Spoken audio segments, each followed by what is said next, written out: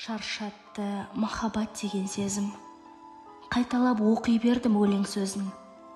Дәл менің өмірімнен алынғандай, бейне бір өмірім жеке өлім. Алғашқы бөлімі бақытты шақ, шыр көбелек басыма қонған бір бақ.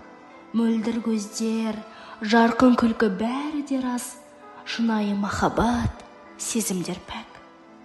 Екінші бөлім алдау, арбау, әйтеуір жаныңда ұзақ қалмау.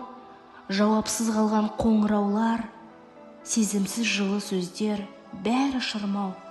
Сүймесең де сүйгендей кейіп қылу, бірақ та жүректе жоқ қой жылу. Шын сүйіп таңдап алған аруыңнан, қысқа көйлек, көшедегі қыздар сұлу.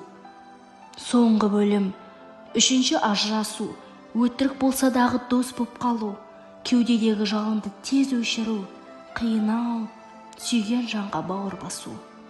Соңында қорытынды ой түйесің, енді бұлай ешкімді мен сүймеспін, дейсің дағы тас жүрекке айналасың, тоздырмайтын махаббат деп жекесін.